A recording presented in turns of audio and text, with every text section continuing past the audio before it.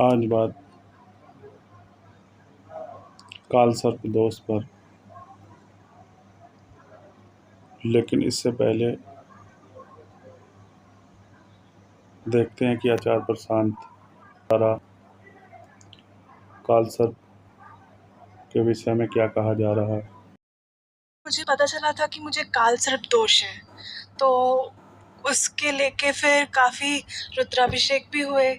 मासिक शिवरात्रि को भी मंदिर गए थे मेरे मम्मी पापा। उस वक्त तो मैं स्कूल में थी, तो मैंने ज़्यादा इस पे ध्यान नहीं दिया, जितना हो पाया वो सब करवाया। तो मैंने 2-3 जगह पूछा जहाँ से भी ये बात उठी, लेकिन मुझे कुछ वैसा आंसर मिला नहीं एग्जैक्टली कि ये होता क्या है और इसका प्रभाव क्या पड़ता है। अभी मैं जॉब ही कर रही हूँ, तो कहीं कहीं पे अगर कुछ ऐसा किसी तरह का प्रॉब्लम आता है, तो मुझे लगता है कि इसी वजह से हो रहा है, कि मेरी गलती भी है।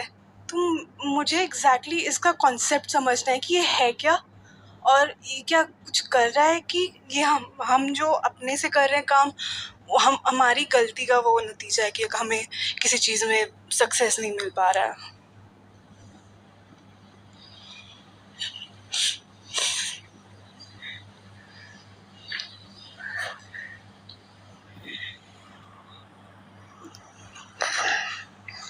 कुछ हो तो समझाऊं कि कुछ होता है।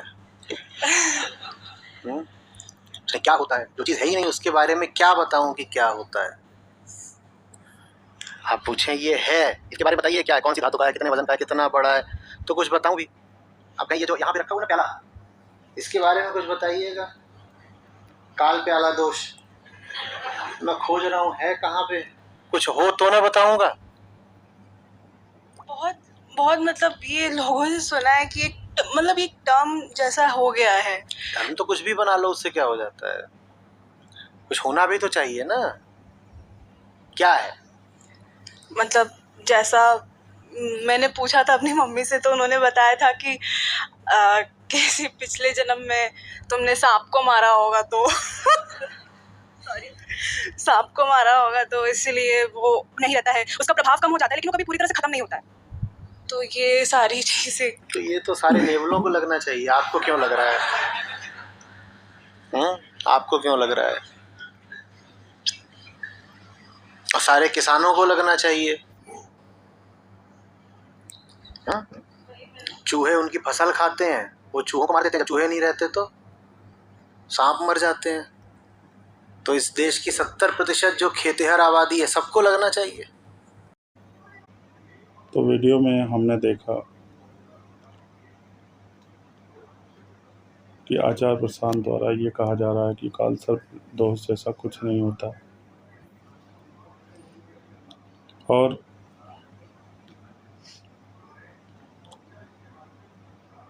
उनके द्वारा पूर्ण रूप से ये मानने को तैयार नहीं दिखाई दे रहे वो कि कालसर्प दोष जैसा कुछ होता भी है।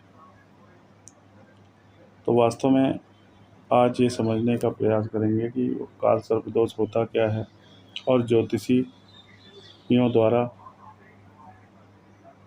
जो कालसर्प दोष की परिभाषा बताई जाती है, क्या वो वास्तव में है या नहीं। तो जहाँ तक कालसर्प दोष का विषय है, ये हमारे जीवन पर एक अल्पायु के समान एक विष योग होता है। इसमें व्यक्ति के जीवन को मृत्यु तुल्य संकट हो सकता है, बल्कि कई मामलों में होता है। और ज्योतिषी गणना में इसे आमतौर पर मुख्य रूप से जो प्रभावी योग होता है कालसर्प के नाम से, उसमें व्यक्ति के जो व्यक्ति इससे पीड़ित होता है, ऐसा देखा जाता है, समझा जाता है कि उसके जो सभी बलवान ग्रह हैं वो राहु और केतु के मध्य में आ जाते हैं, और प्रभाव के हिसाब से ये ज्योतिष में कई तरह के योग, कई तरह के कालसर्प योग होते हैं। और ज्योतिषियों में ये आम धारणा है कि 11 प्रकार के कालसर्प दोष माने जाते हैं और उसी प्रकार से उसका उपाय होता है। तो आज का जो ये वीडियो है वो इस विषय पर नहीं है कि ज्योतिषियों के द्वारा किस प्रकार से कालसर्प योग की परिभाषा की जाती है या किसी व्यक्ति पर कालसर्प दोष को माना जाता है या समझा जाता है उसके प्रभाव को। आज वास्तव में जो वीडियो है वो इसलिए है कि कालसर्प दोष का मतलब है क्या।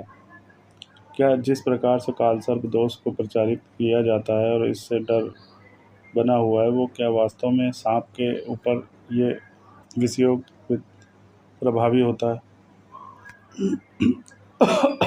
तो हमने जो अपने अनुसंधान में पाया, सनातन को जानो यात्रा में हमारा उद्देश्य है कि सनातन का वास्तविक विचार ही सामने आए। इसकी आड़ में जो कल्पनाएं और मूर्खताएं फैलाई जा रही हैं अध्यात्म और धर्म के नाम पर, उन्हें दूर करने का प्रयास किया जाए। तो पहली बात तो कालसर्प दोष का मतलब ये नहीं होता है कि कोई सांप आपको काट लेगा। वास्तव में कालसर्प योग का मतलब ये होता है कि जो सर्प है, काल और सर्प अगर दो शब्दों को लें तो जो सर्प है वो होता है एक व्यक्ति का जीवन काल। व्यक्ति क्या इस दुनिया में जो भी जीवन काल होता है उसकी जो एज होती है, जन्म से लेकर मरण तक जो आयु होती है उसके शरीर की, उसे हम सर्प के नाम से समझते हैं। और काल होता है बीतने वाला समय। तो काल सर्प दोष का मतलब ये होता है कि व्यक्ति के द्वारा पिछले जन्म के आधार पर जो गलत कार्य किए गए उसके कारण सर्प का जो व्यक्ति का जीवन है वो काल समाप्त कर देता है। समय से पूर्व जिस व्यक्ति की मृत्यु होने की आशंका होती है इसे ही कालसर्प दोष माना जाएगा। इसका अर्थ ये कतई नहीं है कि उस व्यक्ति को कोई सर्प आकर डस लेगा और वो व्यक्ति मर जाएगा, बल्कि इसका मतलब है कि कोई ऐसा कारण, कोई ऐसी दुर्घटना का योग व्यक्ति के जीवन में घटित होने की संभावना है जिससे कि उसका जीवन काल अल्पायु को प्राप्त हो सकता है। और एक तरह से व्यक्ति के ऊपर कोई ग्रहण लगा हुआ है। जिस प्रकार से सूर्य पर जब ग्रहण लगता है तो वो सूर्य को ढक लेता है, उसी प्रकार से जब कोई ग्रहण व्यक्ति के जीवन पर लगता है तो वो उसकी आयु को ढक लेता है और इसलिए वो व्यक्ति अपनी पूर्ण आयु को प्राप्त नहीं कर पाता। इसे ही कालसर्प योग माना जाएगा। और अब इसी से जुड़ा हुआ ये बात करना भी ठीक रहेगा कि वास्तव में ये दोष उत्पन्न कैसे होता है। तो ये दोष उत्पन्न होता है जब हम किसी से धोखा करते हैं, ख़ास तौर पर जब व्यक्ति पिछले जन्म में किसी के साथ धोखा करता है। किसी भी प्रकार का धोखा हो, कोई व्यक्ति अगर इस जन्म में भी कर रहा है तो उसके अगले होने वाले जन्म में उस पर कालसर्प दोष का प्रभाव देखने में मिलेगा। और इसीलिए कालसर्प दोष के निवारण के लिए शिवलिंग पर जल चढ़ाना या रुद्राभिषेक जैसी अनुष्ठानों को करवाया जाने का विधान होता है, क्योंकि मृत्यु से जीतने की ताकत, मृत्यु से परे हो जाने का विषय केवल शिव के अधिकार क्षेत्र में आता है। और इसीलिए जो व्यक्ति कालसर्प दोष से पीड़ित होता है उसे शिव से संबंधित अनुष्ठानों को करवाने की सलाह दी जाएगी। तो इस प्रकार से आज हमने समझा कि कालसर्प दोष का मतलब केवल ये न समझा जाए कि किसी व्यक्ति को कोई सांप आकर डस लेगा, बल्कि कालसर्प का मतलब ये है कि काल का जो फन है, क्योंकि हमारे जीवन के चारों ओर काल का फन सदैव खड़ा रहता है, क्योंकि हम एक नियत समय के लिए इस धरती पर हैं और इस समय को निरंतर काल खाता जा रहा है, लीलता जा रहा है। इसे ही हम अपनी उम्र का कम होना मान सकते हैं। तो इस प्रकार से काल हमारे चारों ओर हमेशा फन फैलाए तैयार खड़ा रहता है, लेकिन ऐसे व्यक्ति जिन पर कालसर्प दोष होता है उन पर इस काल का जो फन होता है वो समय से पहले अपना आक्रमण कर देता है। इसीलिए इसे विषयोग के नाम से भी जानते हैं और यह बेहद ही खतरनाक प्रकृति का योग माना जाता है अध्यात्म में, जिससे कि अधिकांश मामलों में छुटकारा नहीं मिलता और अध्यात्म में जो इंसान का शरीर है उसे हम सर्प के शरीर के जैसा मानकर चलते हैं। इसीलिए ऐसा दोष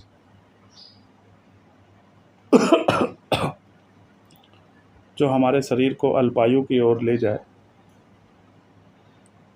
उसे ही कालसर्प दोष कहा जाएगा। और सभी प्रकार की ऐसी बातें जिनसे कि हमारा शरीर अल्पायु को प्राप्त हो सकता है, ये सभी कालसर्प दोष के द्वारा उत्पन्न होती हैं। और आचार्य प्रशांत के वीडियो का इसमें थोड़ा सा भाग भी दिखाया गया, जिसमें कि हमने ये बताने का प्रयास किया कि समझ के अभाव में कालसर्प दोष को नकार देना मूर्खता से ज़्यादा कुछ नहीं है। भले ही आज ज्योतिषी कालसर्प दोष के नाम पर ढेरों रुपए ऐंठने का प्रयास करते हैं, लेकिन वास्तव में कालसर्प दोष से मुक्ति मिलना बहुत ही असंभव कार्य है, जिस पर कि केवल 2-4 मामलों में ही प्रगति दिखाई पड़ती है। बाकी सभी मामले कालसर्प अपने अनुसार ही देखता है। इसलिए इस दोष में ज़्यादा चिंता या डर करने की बात नहीं है, बल्कि मन से निश्चल होकर मन में किसी प्रकार का छल न रखकर ही इस दोष से निपटा जा सकता है। ऐसा हमने इसलिए कहा क्योंकि कालसर्प का संबंध ही हमारे पिछले जन्म के छल पूर्वक कार्यों से होता है, और जब हम पर इस जन्म में उस छल का दुष्प्रभाव आ रहा है, तो अगर हम फिर भी मन में छल को रखकर कोई भी अनुष्ठान आदि करेंगे तो उनका पूर्ण लाभ कभी भी हमें प्राप्त नहीं हो सकता और मृत्यु से केवल वही व्यक्ति सुरक्षित रहेगा जिसके मन में किसी भी प्रकार का छल कपट नहीं होगा। अन्यथा वो कोई भी अनुष्ठान करे उसे सनातन स्वीकार नहीं करेगा। धन्यवाद।